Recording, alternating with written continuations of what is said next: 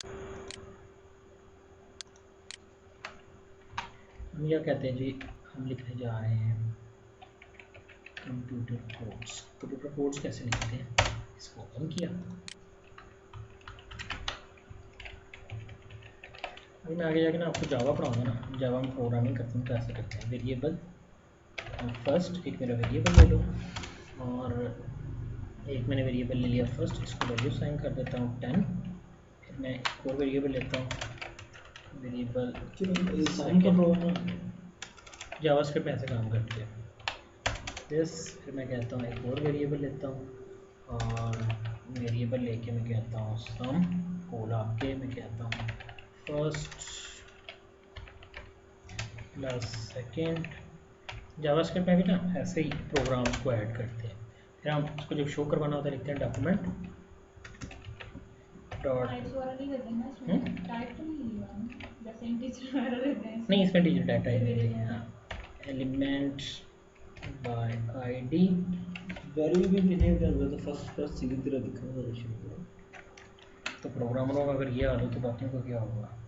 Integer है फिर लिखो, वो भी तो फायदा है। और इंटीजर भी लिखना चाहिए उसको भी। लूज टाइप लैंग्वेजेस है ना, JavaScript is loose type language. अगर तो हर लैंग्वेज प्रोग्रामिंग लैंग्वेज होगी तो फिर आपके पास जो वर्किंग है वो किस तरह होगी। ठीक है, मैंने यहाँ कर दिया सम दिस। अच्छा, अब ये मैंने यहाँ लिख दिया है, मैंने आपको भी कोई स्क्रिप्टिंग नहीं पढ़ाई, लेकिन मुझे ये पता चला कि मैं आपको ये बताना चाहता हूँ कि ये जो मैंने लिखा हुआ ना, इनफैक्ट ये इंग्लिश लैंग्वेज नहीं है, यानी इंग्लिश के रूल के मुताबिक ये नहीं है। इंग्लिश में ऐसा नहीं होता कि मैं इसको इस तरह से कहूँ। जब भी आपने कोई कोड लिखना है, आपने बताना है कि ये आपने क्या लिखा है, ये आपने कोई कोड लिखा है। तो आप अपने ब्राउज़र को कैसे बताएंगे कि ये मैंने कोड लिखा है, आप यहाँ लिखोगे कोड, ठीक है, और जहाँ तक आपका कोड है वहाँ क्लोज कर दोगे। क्यों? क्योंकि इंग्लिश की रूल के मुताबिक ये रॉन्ग है, ये ठीक नहीं लिखा हुआ, लेकिन according to the programming rule, इसलिए हमने इस फाइल का नाम रखा कंप्यूटर कोड्स। ठीक, ये बिल्कुल ठीक है। मैं इसको रन करता हूँ, देखो वो आपको आउटपुट बड़ी अजीब तरीके से शो करवा रहा है। ब्रेक उसको पता चल गया है, नहीं ब्रेक नहीं इसमें लगेगा ना, ये उसको पता चल गया कि जितना भी लिखा हुआ था ये सिर्फ किसी प्रोग्रामिंग लैंग्वेज का हिस्सा है, जावा का है, सी का है, बीबी का, आप किसी का भी लिख सकते हो। ठीक, तो ये मेरे पास इस तरह से अवेलेबल हुआ कि ये कोड्स लिखे हुए हैं। मैं कहता हूँ नहीं, मैं सब टाइम ऐसा होता है कि मुझे बताना होता है, जैसे अक्सर मैं आपको कहता हूँ कि मैंने आपको कहा कि आप साइट मैनेज करो, तो आप क्या करते थे, आप कहते थे साइट में जाकर मैनेज साइट में न्यू साइट कैसे लिखते थे, मैंने कहा साइट में जाओ, और साइट के अंदर आपके पास ऑप्शन होगी कौन सी, मैनेज वहाँ पर आपका साइट, और मैनेज साइट के अंदर आपके पास ऑप्शन होगी, सो ये वाला ऑप्शन है वेबसाइट की, मैंने कहा जी वहाँ पर आपके पास होगा न्यू साइट, नहीं अभी नहीं, ये लिखा हुआ है। तो ये इंग्लिश के रूल से कुछ दिल नहीं मानता कि ये पता नहीं सही लिखा हुआ कि नहीं लिखा हुआ। तो जब भी कोई चीज़ आपने इस तरह से लिखी होगी तो आप डिफाइन करेंगे कि जो चीज़ आपने एंटर की हुई है वो आपका कीबोर्ड का ऐसे एंटर किया गया डाटा है। सो जैसे कीबोर्ड शॉर्टकट कह सकते हैं इसको, तो मैं इसे KBD का टैग जो है वो देकर डिस्क्राइब करूँगा। ठीक, थोड़ा सा अजीब सा आपको लग रहा है क्यों, समथिंग लाइक दिस। इसको बंद करते हैं, इसको बंद कर देते हैं। कहाँ पे है ये, थोड़ा सा डिस्क्रिमिनेट कर लेता हूँ।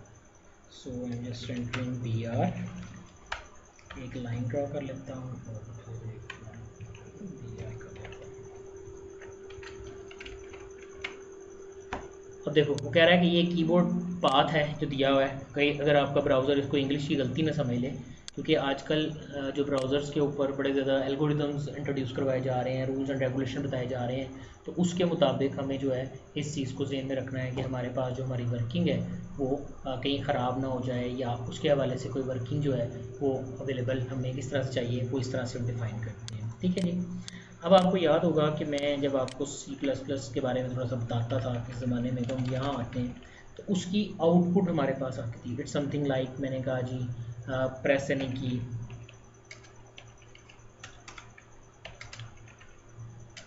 टू कंटिन्यू,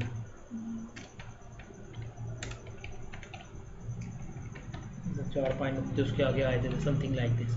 अब ये इंग्लिश ये रूल से सीक्वेंस ठीक नहीं है, तो जब आपके पास कोई सैम्पल आउटपुट होती है तो आप उसको एज अ सैम्पल डिस्क्राइब करेंगे। आप कहेंगे कि ये किसी लैंग्वेज का हिस्सा नहीं है, ये एक सैम्पल कंप्यूटर कोड है जो मैंने यहाँ पर अपने पास उठा के शो करवाया है। So something like this.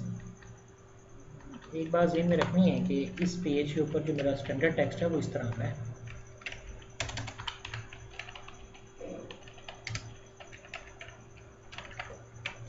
Something like this.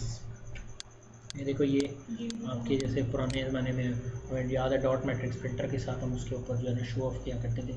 इस तरह से आपकी ये वर्किंग जो है वो इस तरह से डिफ़ाइन कर रहा है, वो इस तरह से उसको शो कर रहा है कि क्या आपने डिफ़ाइन करना है, डिस्क्राइब करना है, किस तरह से आपने लिखना है, ये आपके पास आता है। ठीक है जी।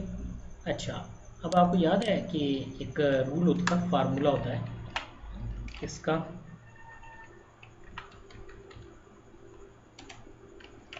ये सर सैंपल क्या करेगा? सैंपल ऊपर लगाया हुआ है सैंपल प्रेस एंड ये शो करेगा कि यहीं से मैंने सैंपल को उठा के यहाँ पे शो किया। जैसे जब बूटेबल सीडी से बूट करते हैं, विंडोज इंस्टॉल करते हैं ना, बूटेबल सीडी से बूट करते हैं, सीडी रोम में सीडी डालते हैं, वो सीडी मुझे खुद ही मैसेज देती है press end to boot from CD.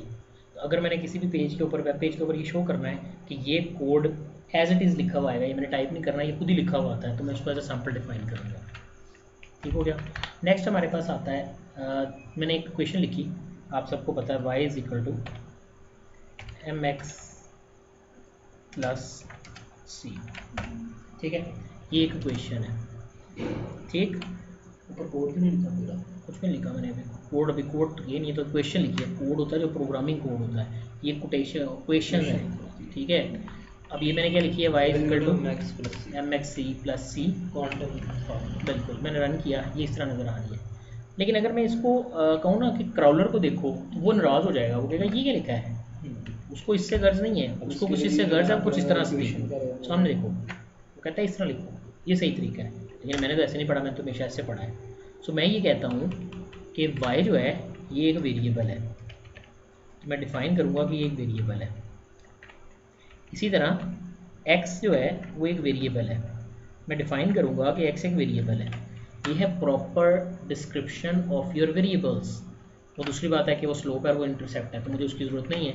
देखो, देखने में वो कुछ इस तरह से आ गए, कोई इतना लंबे चौड़ा फ़र्क नहीं है, but now the code is properly understandable. क्या कि y एक वेरिएबल है, जबकि x भी एक वेरिएबल है, m वेरिएबल नहीं है भाई, m कांस्टेंट है। ठीक है, c भी आपका इंटरसेप्ट है, ये भी कांस्टेंट है। ठीक है, तो आपके ये दो वेरिएबल्स यूज है, तो जहाँ आप वेरिएबल यूज़ करोगे वहाँ आप उन्हें वेरिएबल के तौर पर डिस्क्राइब करोगे। उसको का कैसे पता चल जाएगा ये फ्रॉम, तो फिर उनको क्यों नहीं पता कि वो वेरिएबल, आप उसके साथ लिख दोगे तो वो कहेगा ये भी वेरिएबल है, ये लो। अगर आप इसके साथ, लेकिन वो अल्लाह मियाँ ने अगर आपको अक्ल नाम की चीज़ दी है और आपको थोड़ी बहुत फिजिक्स आती है, तो आपको पता होना चाहिए कि सी या मैथ आता है, तो सी जो है वो आपका इंटरसेप्ट होता है। ठीक है, ये वेरिएबल नहीं होता। वेरिएबल इक्वेशन के अंदर या x की वैल्यू डालते हैं तो y की वैल्यू आती है। ठीक, तो इसका मतलब है कि ये वेरिएबल नहीं है। अगर आप वेरिएबल लिखोगे उसमें नाराज़ नहीं होना, वो मान लेगा कि तुमने ठीक लिखा है, उसको इस चीज़ से कोई गर्ज नहीं है कि जो आपने डिस्क्राइब किया है वो आपके पास क्या है या उसकी वर्किंग जो है वो किस तरह से है। पेज को सेव करना भी ज़रूरी होता है। रिफ़्रेश किया मैंने सेव करने के बाद, अब ये सी टेढ़ा होके आ रहा है, ये वेरिएबल का फॉर्मेट है। अगर मैं इसको ख़त्म करता हूँ, देखो आपका सी गुस्सा कर जाएगा, सीधा हो जाएगा जैसे लाइक दिस। ठीक है, क्लियर है जी। तो ये थे मेरे पास क्या चीज़ें, ये। अच्छा, क्वेश्चन जी, यहाँ तक क्वेश्चन साइड ये